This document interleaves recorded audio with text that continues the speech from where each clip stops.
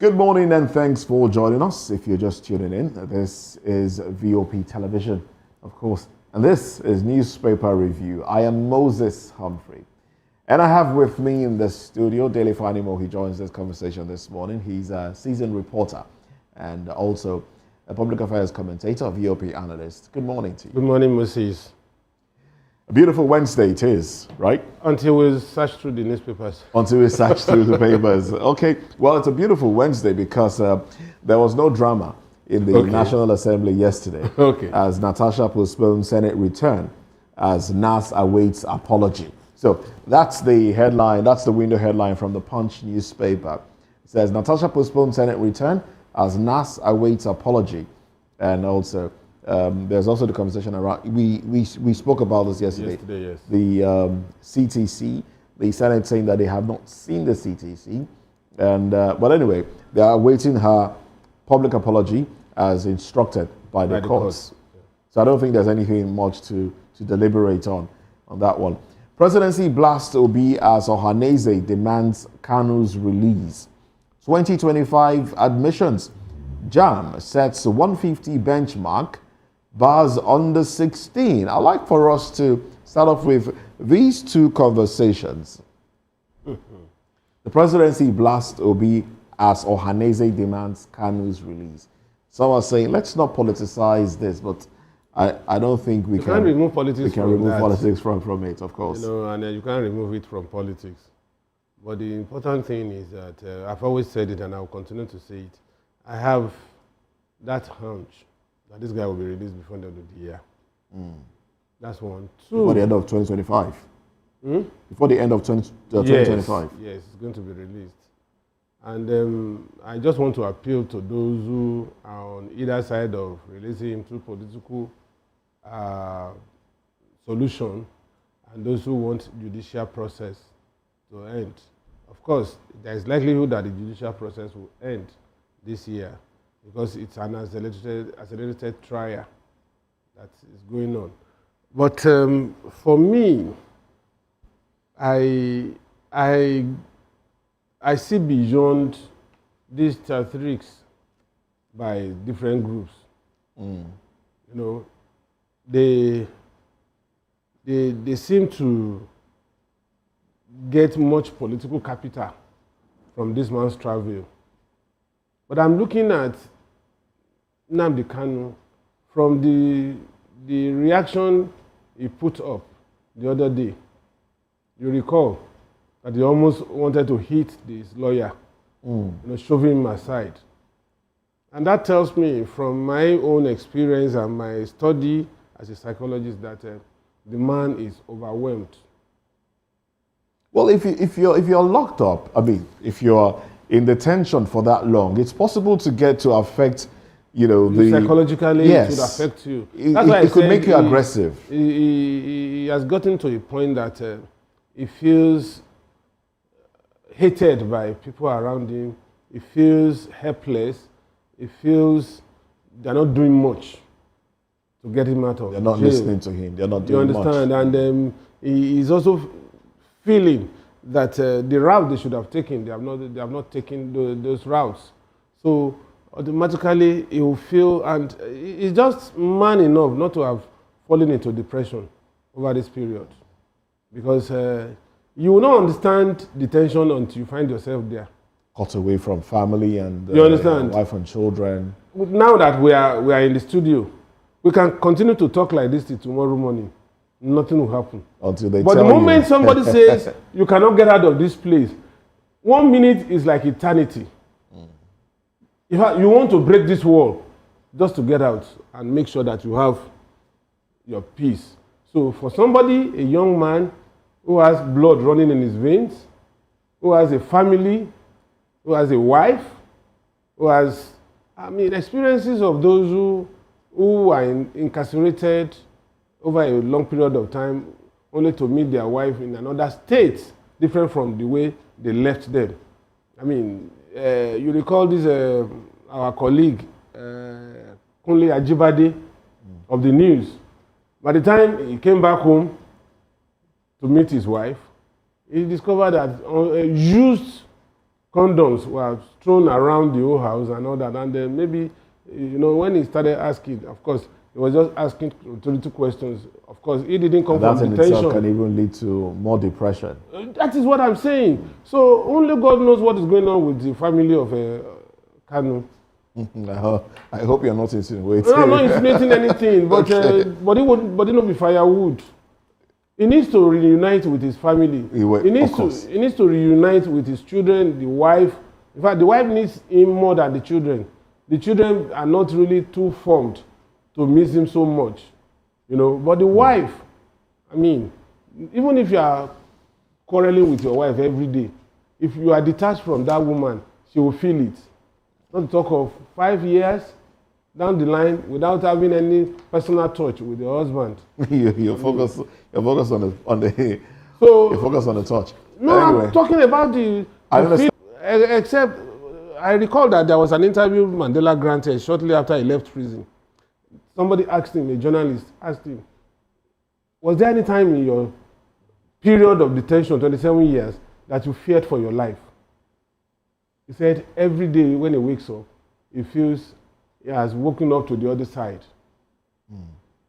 He said sometimes when he gets to the courtroom, after verdict, after adjournment or verdict or anything, that he feels that that day will be the last he will see South Africa, that is not likely to come out of the prison. And that when he was leaving for the vehicle that would convey him to the prison, he said he was so dejected that, but at the point he looked back and he saw a sea of heads with hope in their faces that this is the symbol. And you know what he said he did? He said he lifted his hand and clenched his fist, showing them that I'm strong, that I'm out for you, to support you.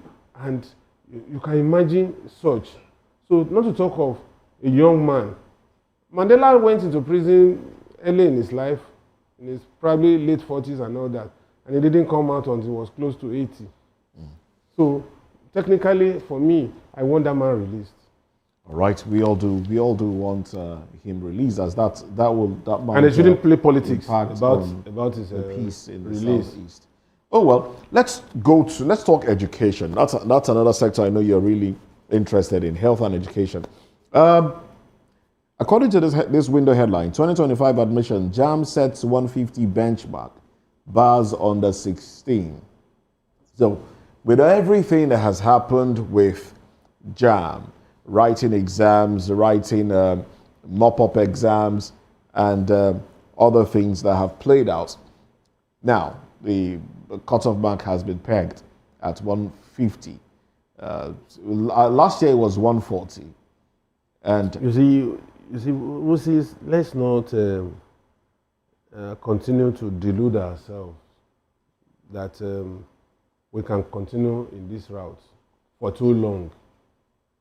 How could you? All right, let's please hold our thought. Hold our thought. We'll go back to that. Let's quickly run to the street now, where we have Matthew Ogunswada to speak to Nigerians on headlines from the dailies.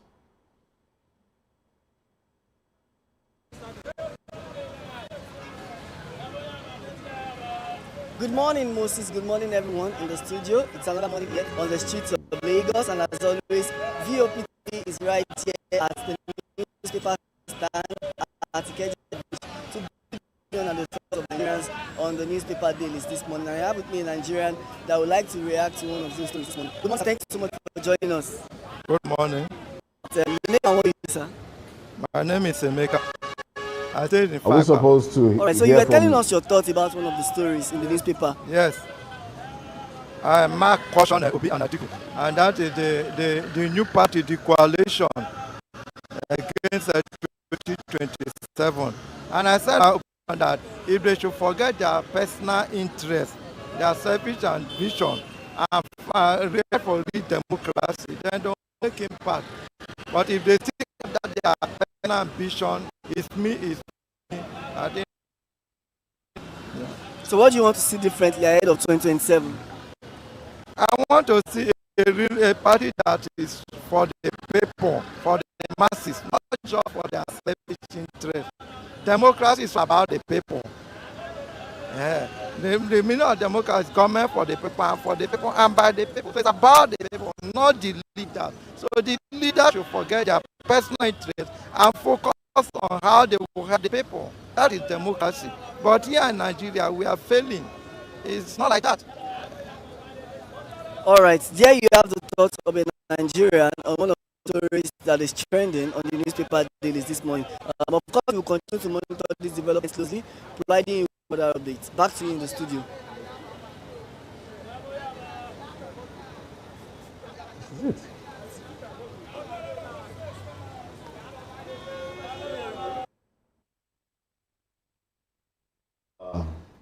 Yes, and I was saying, we shouldn't be celebrating 150 over 400 at this time. And No, isn't it something? Isn't it even better? Last year it was 140 last year.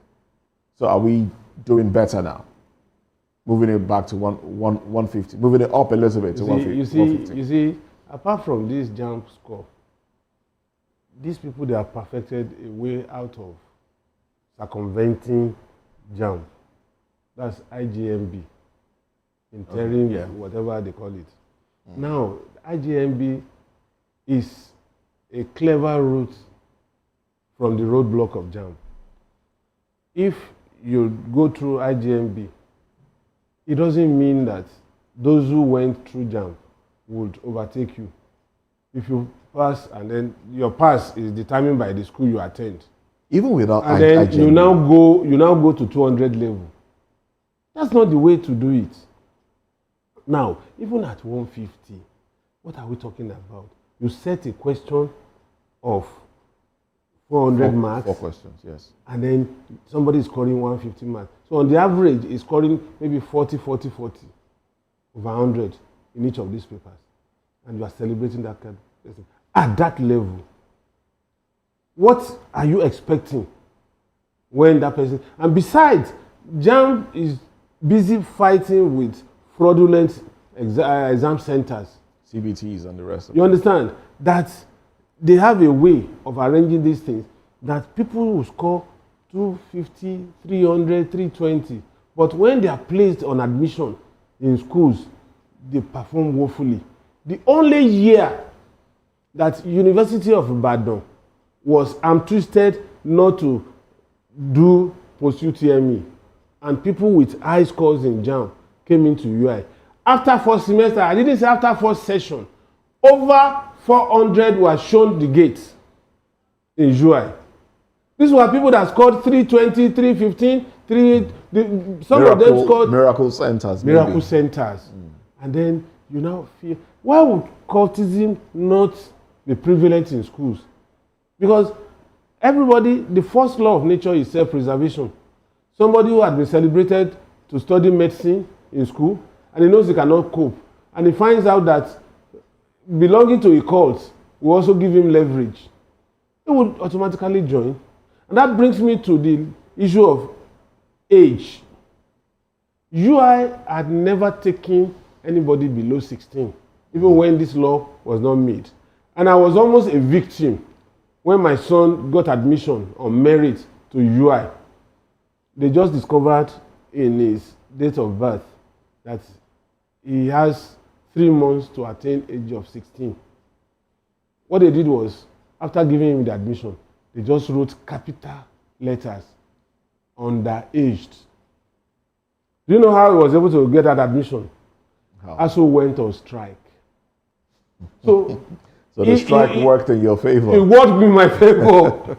And a week before they called off the strike was when he attained 16.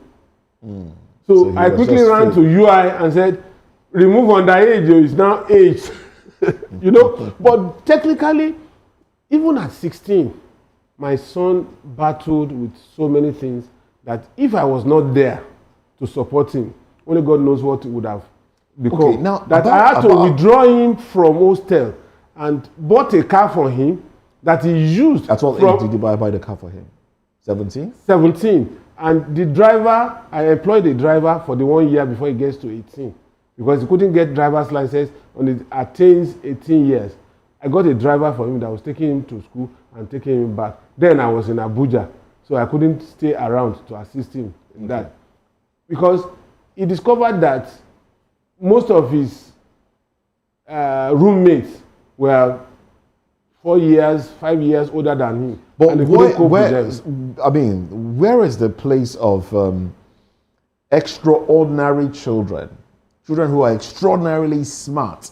We've seen people solve geniuses. We've seen children solve mathematics. Let me tell you, there's complex a place. Questions. There's a complex place for them. When they are on the 12, 13, you know, where is the place for those ones? If our admission processes are pegged at 16. Those ones, I believe, are catered for in this arrangement. How do you separate them?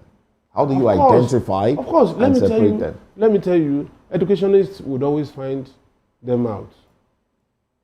And they are usually in the sciences, not in the arts, especially mathematics and physics. These are people that at 12, they can even solve what professors have been battling with over the years. Yeah, but this age benchmark doesn't segregate you don't have the full details. Area. No, it doesn't. No, I said you don't have the full details. I do. Until you get to the Ministry of Education. Okay. You know, these are the deficiencies I found in our modern day reporters. If I were to be the one representing my organization, let's work with the information that we have. Let me tell you, if I were to be the person representing my organization as a reporter, I will ask them, what is the place of geniuses in this arrangement? And they will probably have explained. And do you know that sometimes these policies may even be withdrawn to be redrafted because of just one question? And that is the question we are asking ourselves now. Which ordinarily the reporter at that conference should have asked to clear the doubt. Now it becomes a doubt now. And I'm sure if they are listening, I'm sure they will ask themselves that, we omitted this particular point. Let us go back to it. But again, there could be abuses. It now becomes the parents saying my child is a genius, not the system identifying the child, unlike in other climes. You know what I fear? You know what I fear for? I fear for a situation whereby some parents who feel their children are doing okay and feel like, okay, let me get this over with as soon as I can. And the child is maybe 15 or thereabout, not yet 16, but then gets admission. I fear for a situation whereby we might have parents going to swear affidavit to falsify age to ensure that the child gets to school and, gets out as soon as possible. That would. I fear for that happening. Yeah, in fact, don't even fear for it. It has been happening. It has been happening. In fact, let me tell you how they circumvent the system to get children of 14, 15 to school. When they know that child is not brilliant enough to be awarded double promotion, which is also an aberration in the first place. They change school. They change school midway into the session. And when they are going, the child is in GS2. When they are going to another school, they will say that child is brilliant enough to cope with GS3. So within a session, she's jumping class to another class. And then the next session, she goes to another school. She starts as SS1. So technically, it would have skipped 2 classes in secondary school. And there's no way it will not affect you. Why the rush? That's the question I ask. You see, the optics is, let me also showcase my child as a genius, even when you know that she's not. I have a case with me now. That person is now, she's going to be 15 by January next year. And she's in the university? No, she's in SS2. So technically, by the time she's 15, she's in SS3. By the time she's writing OASC and the other exam, no, she will still be 15. So she's going to be 16. She's going to be 15 next year, not 16. Oh, okay. So by September, she's going to SS3. And this is just an average student. I advise the parents that this child, don't rush her. you get her into problems. Now, if she can't cope after you manage to wangle your way and put her in a university, she will not be able to cope. And the next thing she will do is to cut corners. Maybe sleeping with lecturers. Maybe if you have enough resources at her disposal, she can now begin to bribe lecturers, buying tires for them, giving them money. At the end of the day, you are turning out half-baked graduates. And then, God forbid, if that person finds a way into medicine, you are already licensed a killer. All right then. Well, it's a conversation that is ongoing, and we hope that we'll have some boost in Nigeria's education sector to ensure that at least there is some sort of hope for the future of this country, because the rate at which education is dwindling, the rate at which usage of substance is entering the system. That is even endemic. And the thing is, it's part of coping behavior. I saw a gory video yesterday. Horrible video. It's not something to talk about on a morning show, but it was the young man, a very young man, and a young woman. They used some sort of enhancer, sexual enhancement medication. Performance enhancement medication. And then both of them got really intoxicated, and they were, and they had intercourse. They had intercourse for 2 hours. 2 hours, and I think the lady said she was tired, she wanted to, and then the young man took a knife, maybe slit her open, and she also grabbed the knife from him and chopped him off, and they were there. But because of the drug, they were still very active. Still explaining what happened to those that came around. You could see it's a horrible gory picture to paint. But she was lying there. You could see her intestine coming out. He has his own thing chopped off, but they were still explaining. And I'm like, this is the effect of the drug, because the effect of the drug has not worn out. Yes. So we have a drug problem. And it also speaks to the fact that we have young people who do not have minds of their own. Because they are teenagers. They're easily They can be swayed. Indeed. And unfortunately, we are also guilty as parents. Majority of parents these days don't even know their children. I'm telling you. Because they don't have time for these children. Hey, go back to your room. Go back to your room. Do they find out what those kids do in their rooms? Oh well. Have you not heard that siblings of the same parents impregnate themselves? I know. I've heard. I know. Oh well. Let's talk about the U.S. U.S. cuts Nigeria's visa validity to 3 months. First, is this because of Nigeria's alliance with BRICS? Because yesterday it was that applicants for U.S. visas must keep their social media handles active, open, remove it from private, keep it open so they can, peruse your page before you're given visas. Now, validity has been reduced to 3 months for non-immigrant visas. This seems like, some punitive measures for Nigeria's alliance with From BRICS. day one, Trump had never made a pretense of this. He doesn't want people in America that don't have any business being in America. And if he could not throw out those who are already there, then he wants to make sure that it becomes very difficult for those who aspire to be there. And that is exactly what is going on. But the point, what is instructive here is that what are our leaders doing to make here comfortable and conducive for our compatriots that will dissuade them from going to America at all costs? If Naira and the dollar is at par, if I recall that about 10 years ago, I watched a documentary in China Do you know industries? You know what they do to attract workers?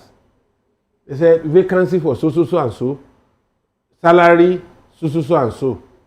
So even at the doorstep before you enter that factory, you know how much you are earning. So if it doesn't suit your plan, you just move on to the next one. And when they were asking some of those people that were passing by those factories, you know what they said? They said they only came to window shop. That back in their village, they have their own cottage SME that brings money for them. So they don't have any reason to come. And this is a country of over 1 billion people.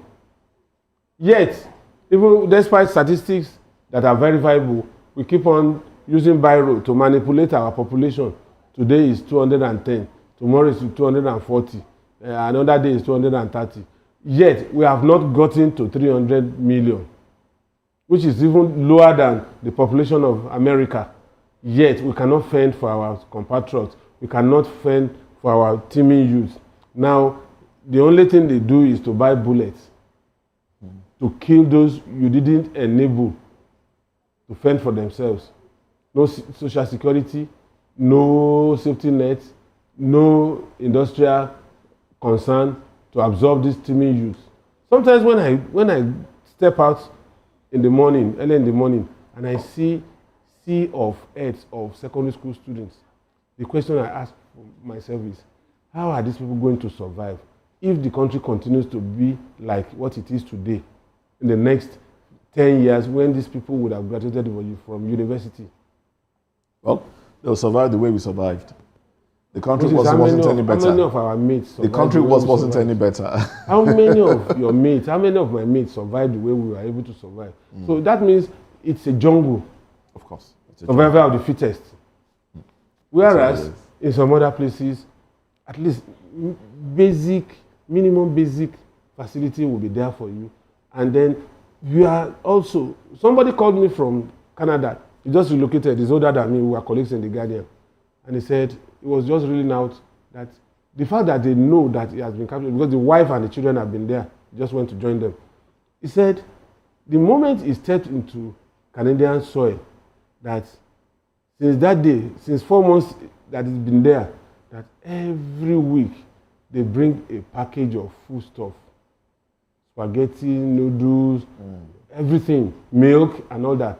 And they have not failed one day.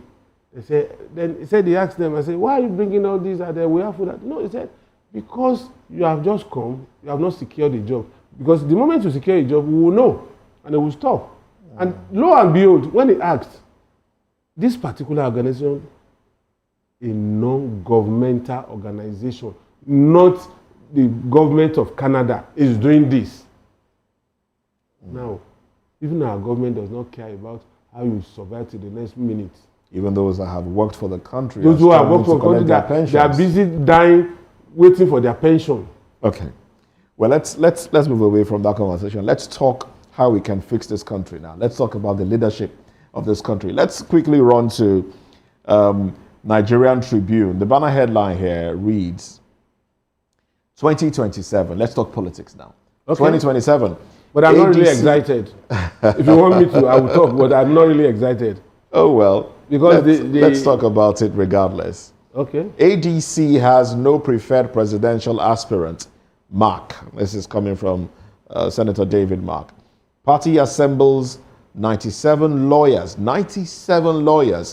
to challenge fake suit against interim leadership. 2 Ondo ex-governorship candidates, Jagede Ajayi, others, join coalition. How do you react to this? I may want to...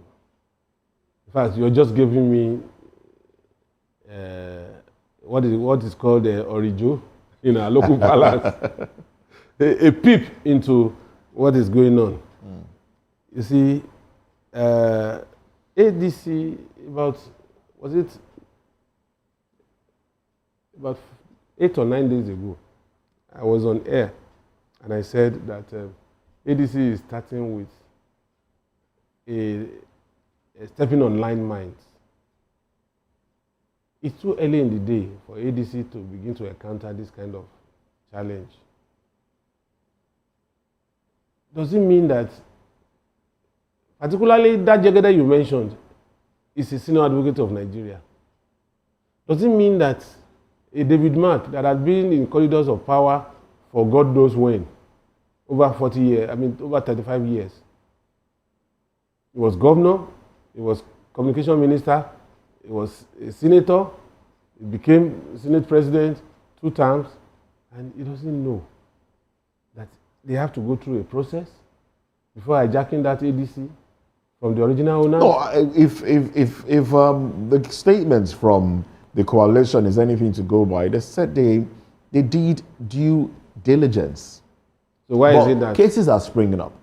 But the point Cases is, are springing Ralph up. Owosu had been suspended, had been removed as chairman of that party.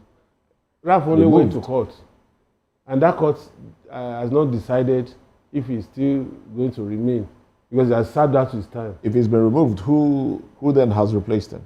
Or who point. then was vying for the position? The chairmanship. I don't think there's anybody's name there. I don't think anybody was vying for it. So It's left open until judgment. yeah, They would have done. I don't think there would have been in that vacuum. Anyway, these are just my thoughts. Yes. So for me, the only thing that blinded them to take ADC is that acronym ADC, which will come before APC. But You know they what I didn't. think? You know what I think? I think it's just the ruling party. Personally, I think the powers that be are infiltrating these parties to ensure that they stay ununited, to ensure that they are broken down and there will be no viable opposition in 2027. That's what it feels like. You can't rule that out. If you are in APC, you will do the same thing. When you know somebody is coming to amputate you, before it gets to you, you may not. Wait, before it gets to you, you do certain things to the establishment of parties. You can just ensure that you can try to woo the members. All right. Are you aware that there is no side. morality in politics? I know. But These same people, Amechi, El-Rufai, are they not part of the brain box that ousted Jonathan, where they benefited so much from? So, if you are on the other side, it doesn't mean that the other person you left behind does not also know your antics and he may want to use it against you. So it's a question of, it's just like traveling the same route but changing vehicles. That's what politicians are in this country. Tomorrow, before the election, APC may even collapse into 3.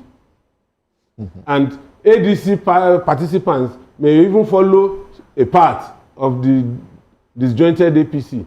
Anything can happen. But the constant thing in our country, in Nigerian politics, is that nobody, except very few, had not traveled this route at some point or the other.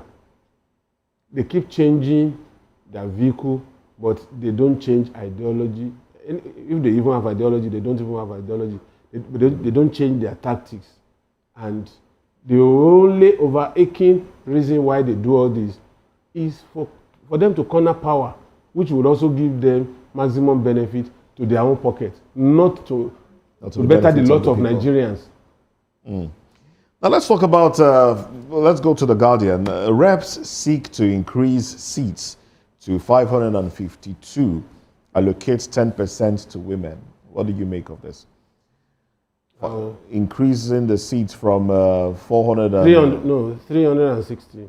360. Okay, I was merging the Senate. I imagined it too. Yeah.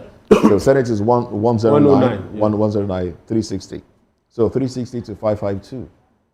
That's a lot. Where would that come from? No, should that be our problem now? Where would that come from, really? I don't know.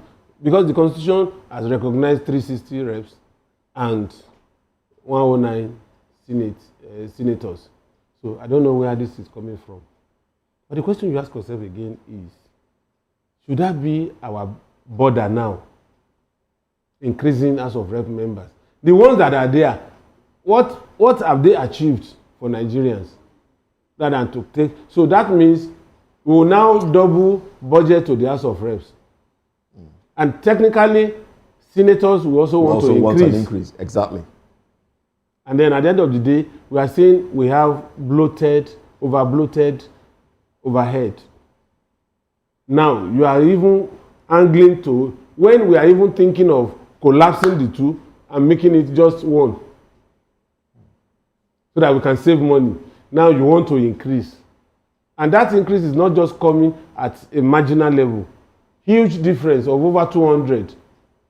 And when you say you are allocating to women, so those women will not contest. They'll just go and bring them out and say, because we have allocated 10%, go. No, I think the women will contest amongst themselves. Just, basically. Those things are laughable. They are not. I expected that House of Rep members, some representatives also came from Kogi Central.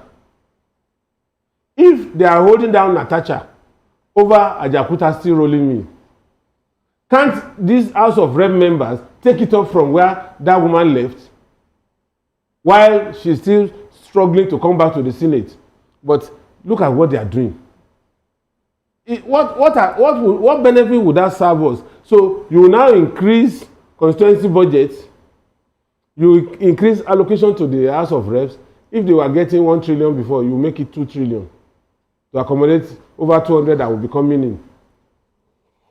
And show me a groundbreaking bill that had been passed, apart from the one that the executive arm will induce them before they pass.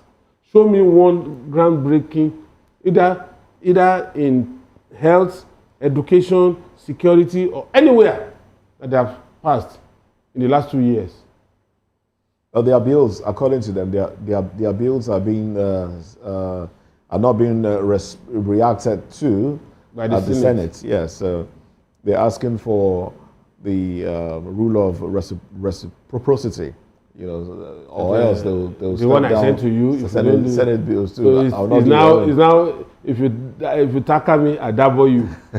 And look at their mindset. And these are people that are supposed to represent you and I, that we surrender our power to go and represent us. Now they are busy playing games with our lives, and as they are playing games with their lives, they are counting every month billions of naira into their private pockets. Can you imagine? Oh well. Looking at some other headlines here. LP factions differ on threats to expel Obi. FG issues 3.5 million passports. Saves 1 billion naira from reforms, says Minister of Interior, Tunji Ojo. 40% of Nigerian children malnourished. Shetima laments. And then ADC rules out preferential treatment, bars presidential aspirants from public declaration. All right. US holds multiple entry visa for Nigerians, reduces validity to 3 months. In Osun, Huriwa stages protest, demands suspension of council funds, and NAFDAC uncovers expired chemicals, additives worth 1 billion naira. Arrest 3 in Lagos. Now, make your pick and react. Mm-hmm. I would rather go for the ADC banning presidential aspirants from making open declaration. It's too early in the day for them to be jostling for that ticket, because isn't that why they gathered in the first place? No, they all gathered because they all had for you to have an intention. For you to have a cohesion in a new party, you pretend to give a level playing ground. Not that from the onset you are running 100 meters race, you are keeping somebody at 10 meters to the finishing line, and then somebody is starting at 100, starting block. But with everything we see going, playing out now with the coalition, Atiku has said like he intends to run. He will run. I've said it last week. So if Atiku is running, where does that keep Obi, who has, aligned with the coalition? Oh, Peter Obi. I have told you. Tell me again. Apart from Peter Obi, every southerner in this contraption will be used and dumped. I was watching Atiku this morning, where at a meeting where he said he is pan-Nigerian, having traversed all over the country, married from different this and that. And I'm sure you have watched it. That because he's pan-Nigerian, that nobody else is qualified. And that the North... Well, that has always been... You understand? That the North want a Northerner, not a Yoruba person, not an Igbo person, to come to power in 2027. And I've always said it here, that's their mindset. Whoever is a southerner that teams up with these people has only frittered 4 years. So basically, with all of that, we are likely to see a replica of 2023, where votes will be divided against... I said it about 2 or 3 months ago. Will take the day again. You see, a governor in a state where there is tension only needs to prop up a political party alongside the main opposition and let them divide the votes. Even if it's 60%, give it to them. Just take 40. How would they match you? You will become a governor at 40%. After all, Jam said 150. You can get admitted. When Ajimobi became governor of Oyo State, do you know the percentage he scored? 47.3. Now imagine if the other two dominant parties had formed a coalition that is well-intentioned, Ajimobi would have lost that election. The same thing with Mimiko in Ondo State. A lot of issues. It's also the same thing that brought Makinde into government the first time. They used... That's why I said when somebody was saying this man, they were touting some people that will succeed Makinde after his second term. I said, it is the power minister, Adelabu, that will come. He has indicated interest. He has I said it more than 3 years ago. Some of my friends, they were saying, I don't know what I was saying. I said, just wait. That there was a pact before that election. Come out in a court party.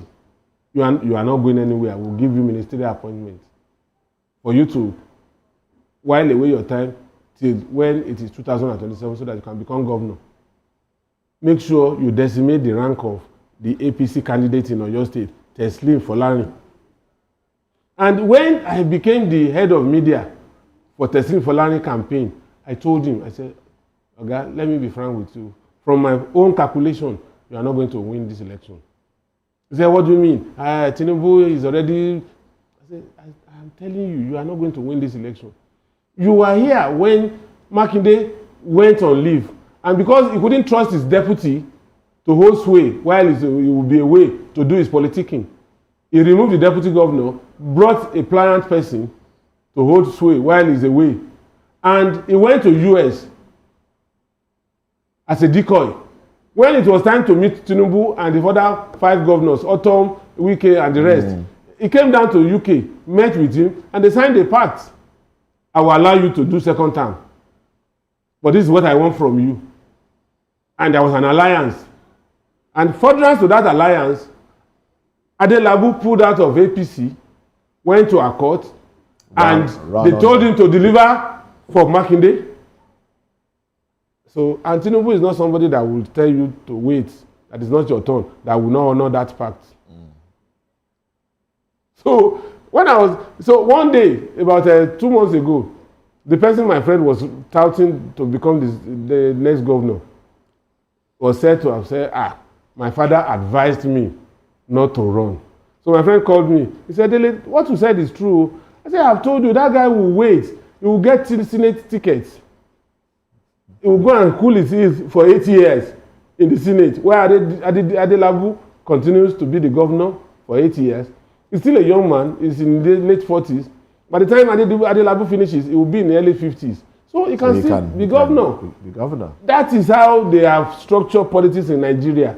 You can't happen just one day and become governor. Except the people come up to say, look, this but is the problem we have is, who are the people? The people that will take 10,000 naira on voting day and turn everything upside down, that have been so impoverished that any little straw that they consider as a savior will be grabbed when they are drowning. Are these the people you are talking about? Before you can have a mind of your own, Awolowo said, for you to gain political power, strive to get economic power. And if you don't have economic power, where are you going to? Nowhere. You say you want to do, I don't agree. And then somebody comes to you in the night and say, that Ghana must go. Tell your people to share it. Don't fight over it. If it's not enough, contact me, I'll send more. By tomorrow morning, you will sing a new song. That's our problem. And these politicians, they know too well. They know how we operate. They know how we operate. I said 2 days to Ekiti, 2 days to election in Ekiti. I was there. Because Segun is my cousin, my maternal cousin. Segun did fantastic job in Ekiti. That even when Fayemi came in from opposition, he couldn't probe Segun. He couldn't ask him any question. 2 days to that judgment, the security vote for that month was paid into State House. As soon as that judgment was passed, Segun supervised the return of that security vote, hundreds of millions, back to the treasury of Ekiti State. How many governors would do that? But yet, a day to the election, when money started rolling in, everybody changed their mind. They were brandishing 10,000 naira everywhere. That this is, I can't wait to, this is the money. I'm voting for Yebanji. Segun couldn't muster even 2,000. So that's the reality. The reality of our time. The reality of politics in Nigeria. Yes. Quite an unfortunate one. Well, we wait to see if the permutations that you've put forward are true, if they will happen. And what are the permutations? I know some have started coming through. I told you that the 4 bills, tax bill, the day Rumours shouted that it will never see the light of day. I told you that those bills will be passed. Has it not been passed? No, we already. I've also said that. So should we call you a prophet? Security. Should we call you a prophet? Whatever you call me. Well, this will a quick reaction to this headline here: recovered fund from corruption. I beg your pardon. Recovered fund from corruption cases channeled into NEL fund, consumer credit scheme. Others. This is coming from EFCC. Yes, it is true. And also EFCC even road construction. Recovered funds are channeled into. You see. But we are still borrowing money. You see. But we are still borrowing money. What I've recovered is not enough to do infrastructure. This would be a good place to anchor the conversation. Let's end it here. Well, thank you very much. It's my pleasure. Really funny. Well. Okay. It is well. It is well. It is well. Even inside the well. It is well. It is well. Well, that's it on Newspaper Review. Thank you very much, Daily Fanimo, seasoned reporter, VOP in-house analyst. Thanks for being on the show. I am Moses Humphrey. Bye for now.